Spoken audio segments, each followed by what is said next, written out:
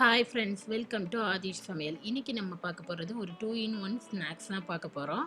அதாவது வெளியில் ஸ்வீட்டாக இருக்கக்கூடிய, உள்ளே ஸ்பைஸியாக இருக்கக்கூடிய ஆலு பிரெட் போண்டாவும், நல்லா கிறிஸ்பியாக இருக்கக்கூடிய ஆலு கட்லெட்டும் தான் நம்ம பார்க்க போகிறோம். இதுக்கு வந்து 2 மசாலா இல்லை, ஒரே மசாலா வச்சு நம்ம 2 ரெசிபி செய்ய போகிறோம். எப்படி செய்கிறதுன்னு பார்க்கலாம் வாங்க, நம்ம வீடியோக்குள்ளே போகலாம். இப்போ நான் இங்கே ஒரு கிண்ணம் எடுத்திருக்கேன். இதில் வேக வச்ச 2 உருளைக்கிழங்கு சேர்த்துக்கலாம். இப்போ இதை நல்லா ஒரு மேஷர் வச்சோ ஃபோர்க் வச்சோ இல்லை கையாலையோ நல்லா மசிச்சு எடுத்துக்கலாம்.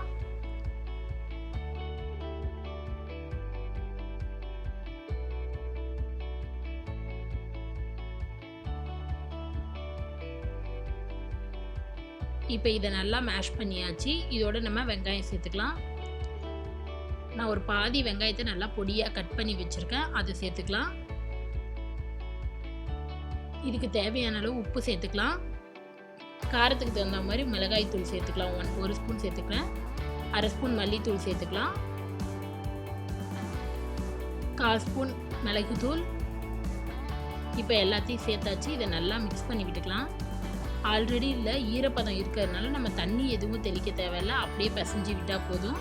அதுவே ஒரு மாவு பதத்துக்கு பிசைஞ்சு வந்துடும்.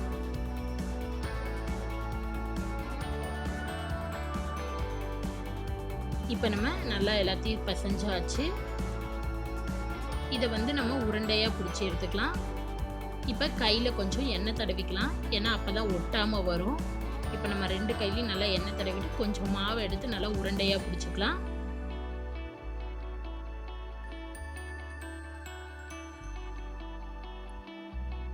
பாருங்க, இந்த மாதிரி உருண்டையாக பிடிச்சி இதை ஒரு பிளேட்டில் மாற்றி வச்சுக்கலாம். இப்போ இதே போல் நம்ம எல்லாத்தையும் உருண்டை பிடிச்சி வச்சுக்கலாம்.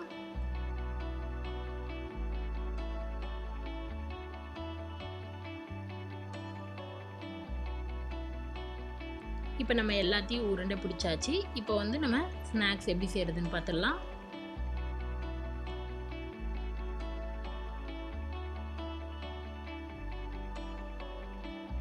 இப்போ நான் ஒரு போர்டு எடுத்திருக்கேன். இதில் 4 பிரெட் பீஸ் எடுத்திருக்கேன். இதோட சைடு பாகத்தை எல்லாத்தையும் நம்ம கட் பண்ணி எடுத்துடலாம்.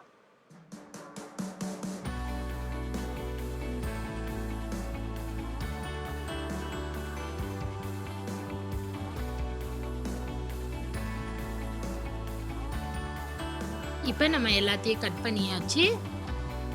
இப்போ நான் ஒரு கிண்ணத்தில் தண்ணி எடுத்திருக்கேன். இதில் நம்ம கட் பண்ணி வச்ச ப்ரெட்டை ஒரே ஒரு செகண்ட் நனைச்சி அதில் இருக்கிற ஈரத்தை எல்லாம் புழிஞ்சு எடுத்துக்கணும். தண்ணி இருக்கக்கூடாது, அப்போ தான் நமக்கு பால் மாதிரி உருட்ட வரும். நல்லா தண்ணியை புழிஞ்சு எடுத்துக்கலாம். பாருங்கள், நல்லா சாஃப்டாக நம்மளோட ப்ரெட் ஷீட் வந்து ரெடி ஆகிடுச்சு. நம்ம இதே போல் எல்லாத்தையும் புழிஞ்சு எடுத்துகிட்டு பார்க்கலாம். மெதுவாக எடுக்கணும், வைக்கணும், இல்லைன்னா உடஞ்சிடும்.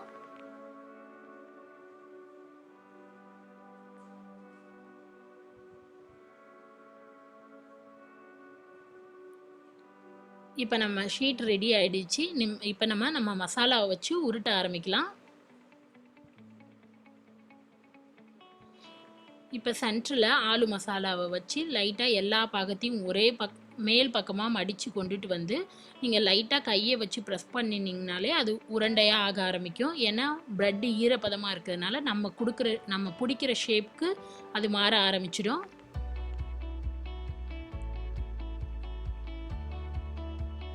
இதை நல்லா உருட்டி எடுத்துக்கலாம் நம்ம.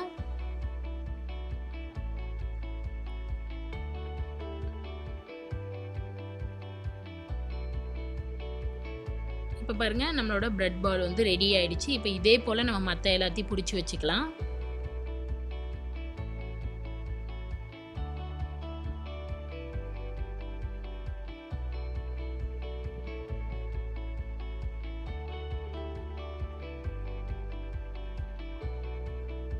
இப்போ நம்ம எல்லாத்தையும் உருண்டை பிடிச்சாச்சு. இதை வந்து நம்ம எண்ணெயில் போட்டு பொரிச்சு எடுத்துக்கலாம்.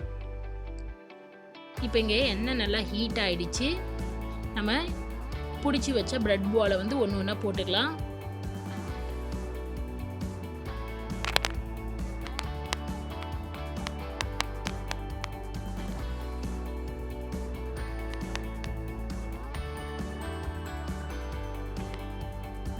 இப்போ நம்ம எல்லாத்தையும் சேர்த்தாச்சு. இது ஒரு 3லேருந்து 4 நிமிஷம் செவரட்டும். அதுக்கப்புறம் நம்ம பெரட்டி விடலாம். ஏன்னா நல்லா செவப்பாக நல்லா செவந்து வந்தால் தான் நமக்கு டேஸ்ட் நல்லா கிறிஸ்பியாக இருக்கும். இப்போ 4 நிமிஷம் ஆகிடுச்சு பாருங்கள். நல்லா செவந்து கோல்டன் ப்ரௌனாக வந்துடுச்சு. இப்போ இதை எடுத்து நம்ம மாற்றி வச்சுக்கலாம் ஒரு பிளேட்டில்.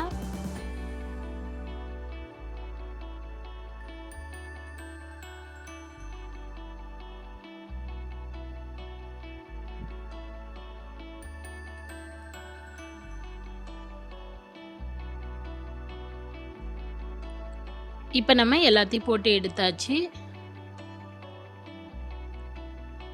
பாருங்கள், உடைக்கும் போதே பாருங்கள் நல்லா மேலே கிறிஸ்பியாக இருக்குது. உள்ளே நல்லா டேஸ்ட் நல்லாயிருக்கும். குழந்தைங்களுக்கு இந்த டேஸ்ட் வந்து ரொம்ப பிடிக்கும். இதில் நீங்கள் வெறும் உருளைக்கிழங்குன்னு மட்டும் இல்லாமல் எந்த காய் வேணாலும் சேர்த்து பண்ணிக்கலாம். டேஸ்ட் இன்னும் நல்லாயிருக்கும். அவ்வளோதான், நம்மளோட பிரெட் பால் வந்து ரெடி ஆகிடுச்சு. இப்போ நம்ம மீதி இருக்கிற பால்ஸை வந்து நம்ம கட்லெட் மாதிரி போட்டுக்கலாம். இப்போ நான் ஒரு பவுலில் 2 ஸ்பூன் மைதா எடுத்திருக்கேன். இதில் கொஞ்சம் தண்ணி ஊற்றி நல்லா கரைச்சிக்கலாம். இப்போ நம்ம பிடிச்சி வச்ச மசாலா உருண்டையை அந்த மைதா ஃப்ளவரில் போட்டு நல்லா பரட்டிக்கலாம். அதை பிரெட் கிராம்ஸ் இருக்குது, அதில் போட்டு பரட்டி எடுத்துக்கலாம். பிரெட் கிராம்ஸ் வந்து எப்படி ரெடி பண்ணணுன்னா, நீங்கள் ப்ரெட்டை வந்து தோசைக்கல்லில் ஒரு 4 நிமிஷம் போட்டு நல்லா ரோஸ்ட் பண்ணி எடுத்து அதை மிக்சியில் போட்டு பவுட்ரு பண்ணி எடுத்துக்கணும். அவ்வளோதான், பிரெட் கிராம்ஸ் வந்து ரெடி ஆகிடும். உங்கள்கிட்ட ப்ரெட் இல்லைன்னா நீங்கள் இதே போல் ரஸ்க்கை வந்து மிக்சியில் போட்டு ஓட்டி பவுட்ரு பண்ணி எடுத்துக்கலாம். இப்போ நம்ம எல்லாத்தையும் உருண்டை பிடிச்சிக்கலாம். நீங்கள் இதை வந்து ரவுண்ட் ஷேப்பாக தான் செய்யணும்னு அவசியம் இல்லை. உங்களுக்கு என்ன ஷேப்பில் வேணுமோ அந்த மாதிரி ஷேப்பில் பிடிச்சிக்கலாம். நான் இன்றைக்கி சிலிண்டர் ஷேப்பில் பிடிச்சிருக்கேன். இதே போல் எல்லாத்தையும் நம்ம பிடிச்சி பிரெட் கிராம்ஸில் போட்டு எடுத்துகிட்டு பார்க்கலாம்.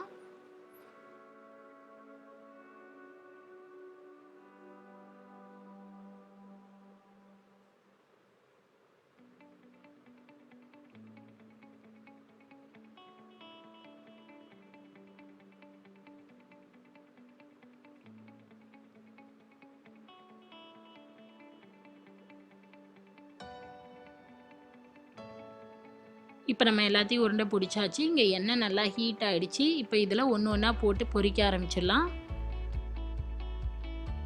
இப்போ நம்ம பிடிச்சி வச்ச எல்லா பால்ஸையும் சேர்த்துக்கலாம். இது ஒரு 3 நிமிஷம் குக் ஆகட்டும், நல்லா செவந்து வரட்டும். அதுக்கப்புறம் நம்ம பெரட்டி எடுத்துக்கலாம்.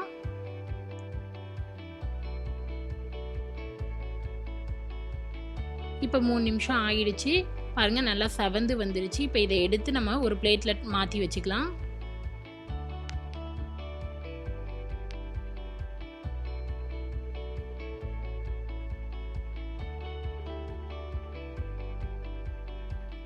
இப்போ நம்மளோட ஆலு கட்லெட் வந்து ரெடி ஆகிடுச்சு. நீங்களும் ட்ரை பண்ணி பாருங்கள். உங்களுக்கு இந்த வீடியோ பிடிச்சிருந்துச்சுன்னா லைக் பண்ணுங்கள், ஷேர் பண்ணுங்கள், கமெண்ட் பண்ணுங்கள். மறக்காமல் சப்ஸ்கிரைப் பண்ணுங்கள். கூடவே இருக்கிற பெல் பட்டனை ப்ரெஸ் பண்ணுங்கள். அப்போ தான் நான் எப்போ வீடியோ போட்டாலும் உடனே உங்களுக்கு நோட்டிஃபிகேஷன் வரும். நெக்ஸ்ட்டு ஒரு நல்ல ரெசிபியில் உங்களை பார்க்குறேன். அது வரைக்கும் பாய்.